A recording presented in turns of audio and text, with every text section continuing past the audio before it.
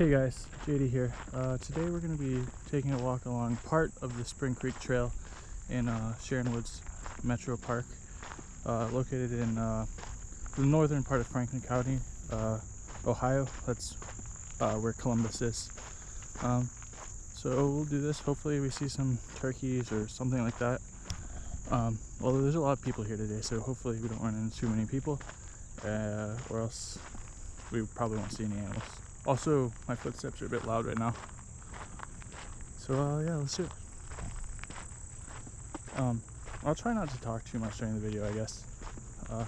And I'll try to figure out how to put a map in a 360 video. I haven't figured that one out yet, but maybe I can become a master of Adobe products, so we'll see.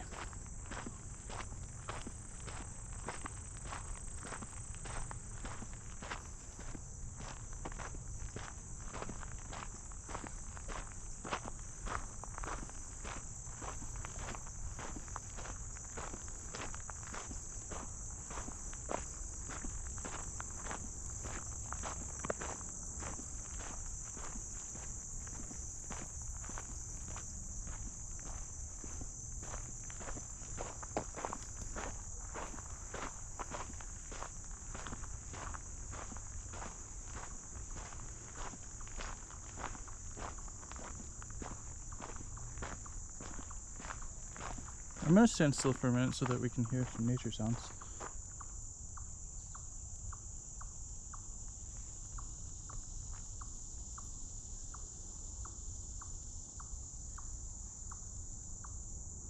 Here you can hear some birds off to the right. One thing I would say about Sharon Woods, if you do plan on visiting, is that it's built on the corner of I-270 and 71, so it's pretty loud even on Sundays. I mean, there's a lot of traffic, obviously. Those are two highways, so it's louder than a lot of the other metro parks. Like at an ambient level, I mean. Even with headphones on, you can kind of notice it, but it's not usually that bad, especially on trails on this side, which is like the northeast side.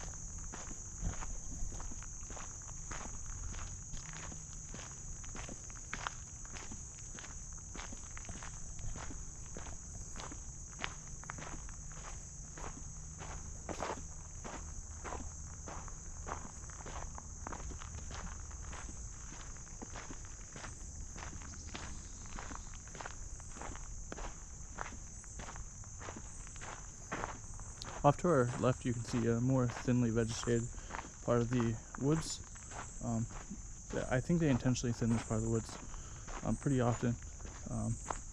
And then you can't really tell probably from here, but there's a gorge type thing right there, and the river runs through. But we'll pass through the river in just a minute.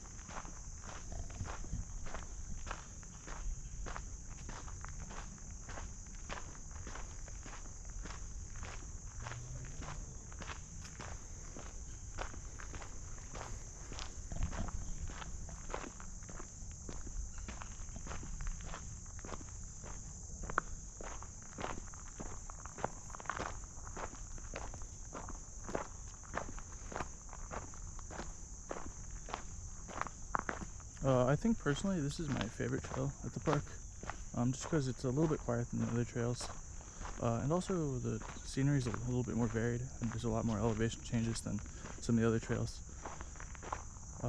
Also, if you play Pokemon Go, this is a nice trail. There's a lot of gyms, a good amount of stops. I have gold on all the gyms here, so if you ever happen to be in the area and put your Pokemon in the gym, even if you're not Team Red, I won't kick you out until you've made all your Pokecoins for the day. Here we're going to look at the overlook here. It's pretty nice and scenic, especially this time of year when it's green and flourishing. In the winter it can be a little dreary. It's just a drop off with a whole bunch of ice, and snow building up down there. Maybe kind of dreary.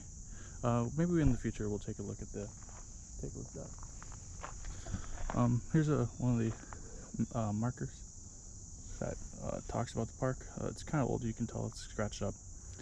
I'll read it out for you. A valley is born. Before you is evidence of Ohio's glacial history. Thousands of years ago, glaciers covered northern and central Ohio. As the glaciers retreated, the melting ice created rivers and streams, which in turn carved valleys and exposed land surfaces. Glacier till in the form of clay, gravel, sand, silt, and boulders were directly deposited by the ice and covered most of central Ohio countryside. Evidence of this material can be seen along the streams and natural trail. The large S-curve in the stream is the result of water creating a path between the least resistant layers of sand and soil, of land and soil. When the glaciers began, the timeless efforts of moving water continues. What the glaciers began. I'm not entirely sure. I do believe that's true, although I know that Sharon Woods is mostly reclaimed farmland, so I'm not sure if this part was like flat with this elevation and then they had the rivers dug into it, if the rivers are here when they reclaimed the land. But sorry about that. I didn't want to get anyone on film without their consent, yeah.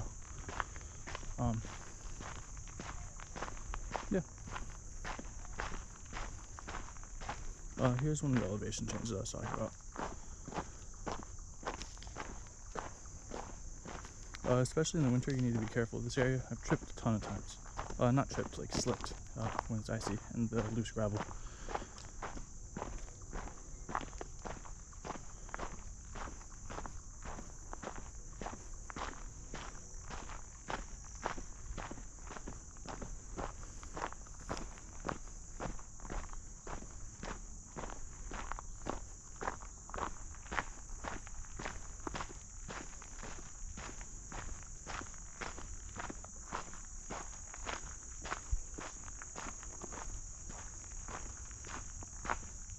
On our left over here, we have a placard about the hackberry. Hackberry baffled early explorers because although related to elms, it is not quite like any other species. Not even the Indians had a memorable name for it. The tree is characterized by warty, ridged bark and sweet purple berries, which prompted the settlers to call it sugarberry. Dwarfed twig clusters, which called witches' brooms, are caused by insects or fungi. So that's a lot of these trees over here. I believe it's hackberries. Well, I'm going to try to speed up because there's a group coming behind us, so I might not read all of the next placards.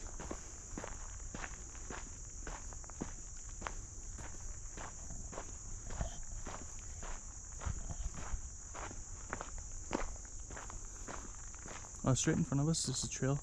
I don't think it's actually supposed to be used, but you can get there to see the river. I'll have to do that another time. I don't really want to get caught up in the group behind me.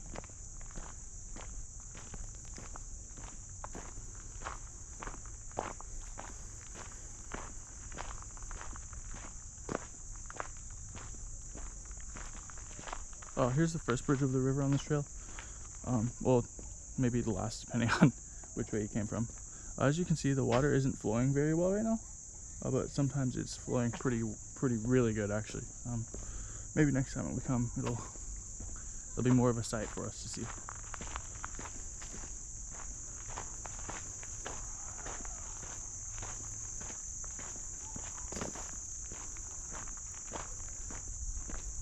It's getting a little louder, so I assume there's a lot more people here.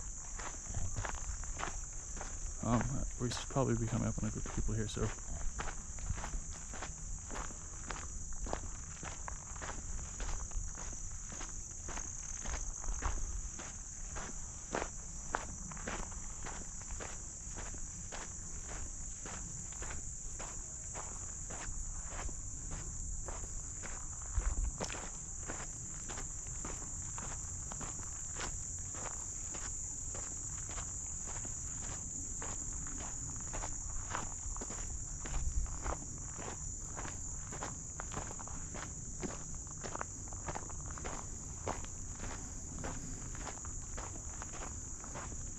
Here's a tree. I'm not really sure what the issue with it is, but it has a bunch of spikes growing out of it. I don't know. I've never seen any signs about it, so who knows. But it's definitely pretty interesting. It's been there like that ever since I've moved here, about 3 years ago, so I assume that they're not killing the tree.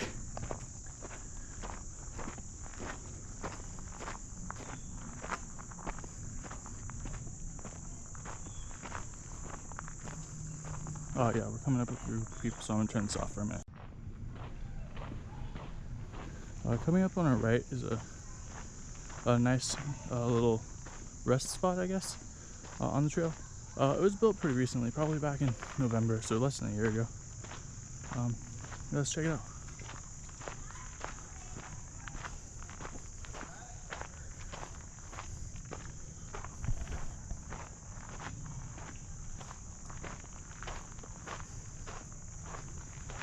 Here you can see a single bench, nice little gravel area. The view is pretty okay. It's obstructed by shrubbery usually, so even though the river's right there, sometimes it's a little hard to see the whole thing. It's a nice little view though. Definitely can't complain. It's a nice little place to sit and relax. Sometimes I come here and read some manga or book, do that kind of stuff.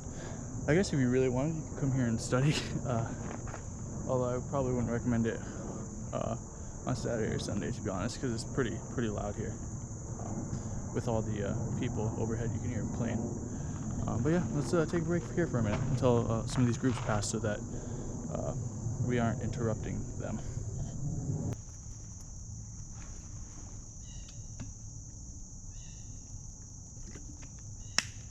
Well, it seems like all the groups that were behind me have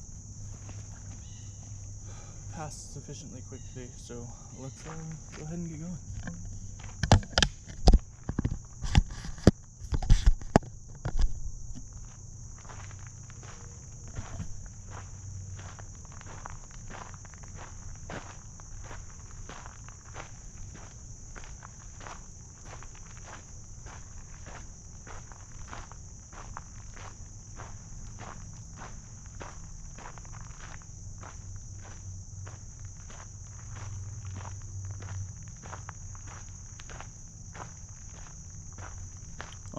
Off to our left, you can't really see it with no one there, but there's a bike trail that goes around the whole park, and it's way off to our left over there.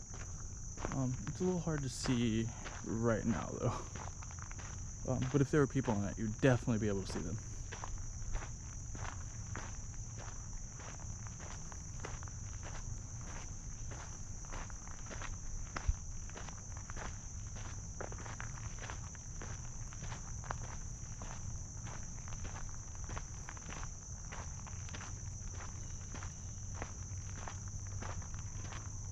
Here's another information placard about these trees in this area.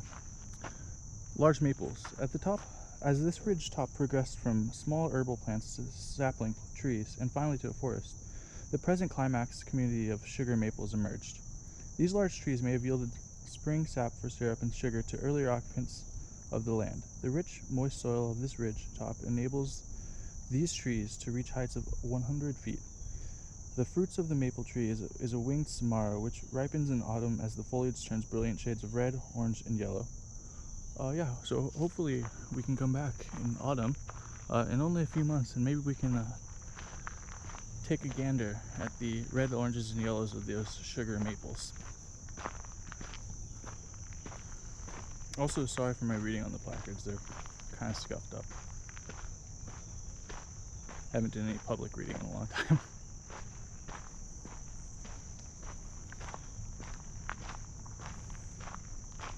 Oh yes, another elevation change. Like I mentioned before, be very careful when walking along these paths in the winter time. Or in general.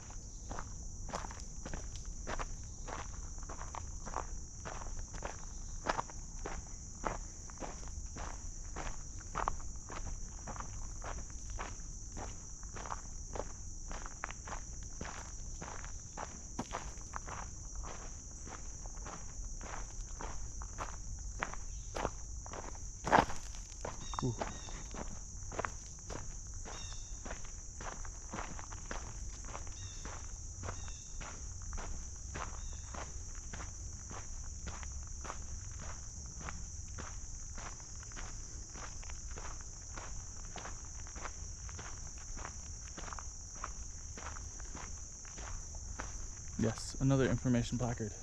Here we go. So I believe these are eastern cottonwoods. These trees grow faster than any of the other trees in the park, 4 or 5 feet a year. 100 years is approximate age limit, and a tree that age might be 150 feet tall. The name derives from the white fuzz on the seeds, which fall from the ripe fruits in blizzards, like droves in May. In summer, cottonwoods can be identified by the loud rustling of their leaves, even before they are seen. Somehow, unluckily, there's literally no breeze today, so probably won't be able to hear them rustling from far away.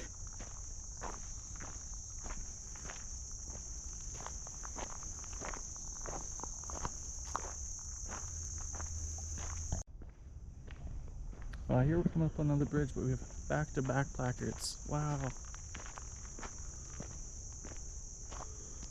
Let's read the small one first. The large one has a lot of information. I'll probably not read the large one, to be honest. So these are the Ohio Buckeyes. In 1788, Indians gave the name Hittuk, meaning Big Buckeye, to Colonel Ebenezer Sproat, a pioneer of the Northwest Territory. The eye of buck refers to the tree's lustrous brown seed marked with a white circle which resembles the deer's eye. Although toxic to humans if eaten, foxes and gray squirrels use these nuts for food. For historical significance and in recognition of its distribution, the Ohio Buckeye was officially declared a state tree in 1953. And also, the Ohio State football team is named the Buckeyes. Well, maybe there are other teams too, but I definitely know their football team. If you come here a little earlier in the year, you can see them everywhere in the park. The Buckeyes are just all over the ground. It's crazy. I'll come over here. Maybe if you want to read it, just try pausing the screen. I don't know if that'll actually be clear enough, but let me know in the comments, I guess. Okay, here we go.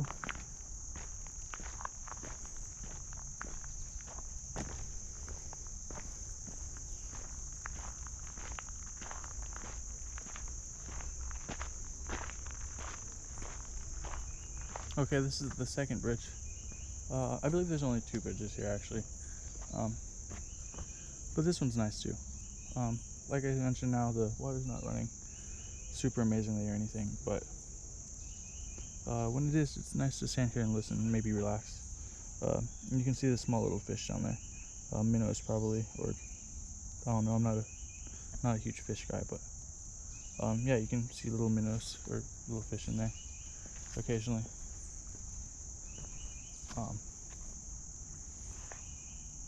I can see a couple down there, but I'm not sure the camera will be able to get them.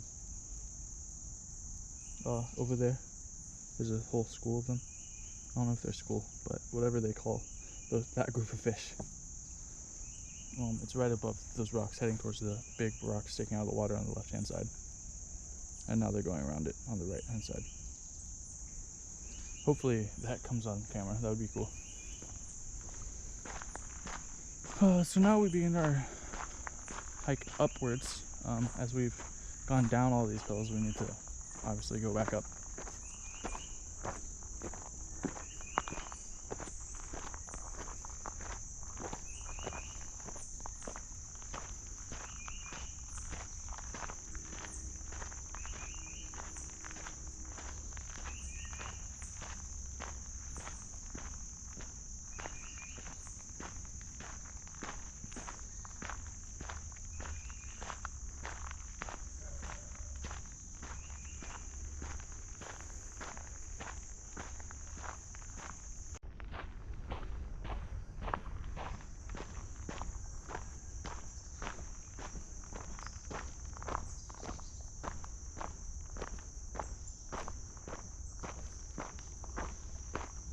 Coming up on our left will be a dam. It looks like somebody's standing over there, or else I would go over there and show you.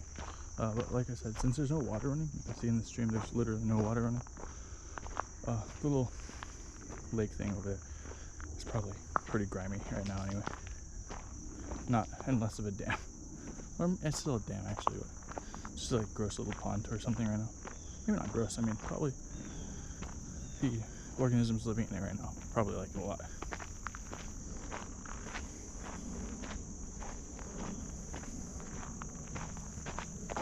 Oh, he seems to be a naturalist.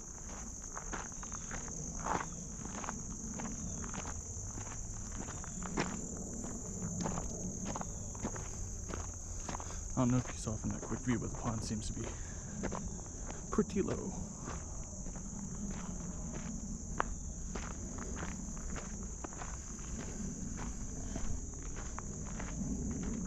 If you look at the map that I'm hoping to have at the bottom of my feet, there should be a Pokage stop right here. Or it's actually a gym.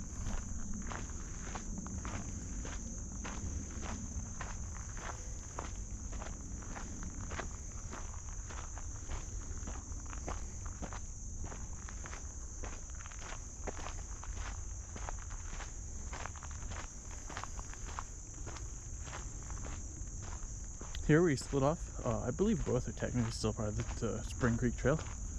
But I'll be heading left because my car is leftward.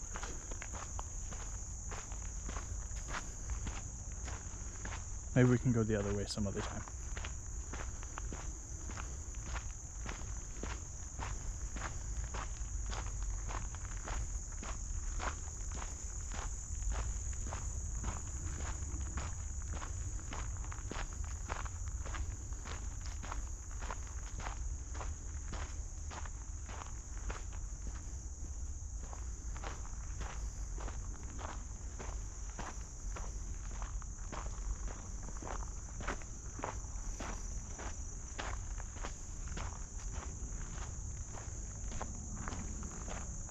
Pretty soon we're gonna come up on a road.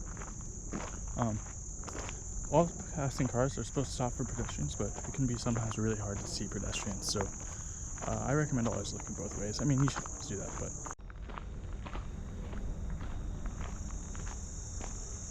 it can be a little hard for cars to see people crossing here, so definitely be careful.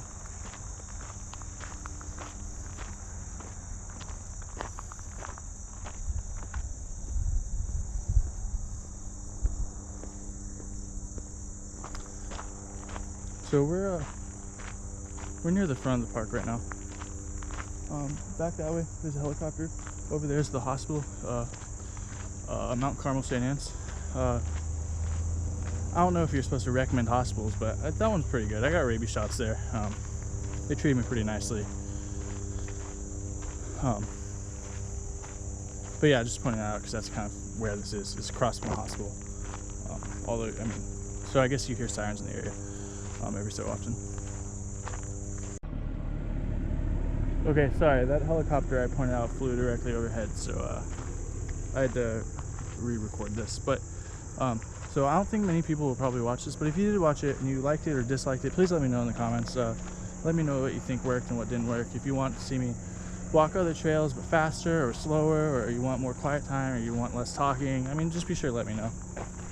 Also, I can look up facts about the parks. I mean, if you're not able to get out here and enjoy them, I think this would be a cool series to kind of explore. That being said, hopefully I'll record some more of these videos. I got this camera and haven't been really using it, so I think it'd be nice for me to actually use the camera. I'm coming up in the parking lot, so that's not really interesting, so I guess I'll talk to you guys next time. Have a good day.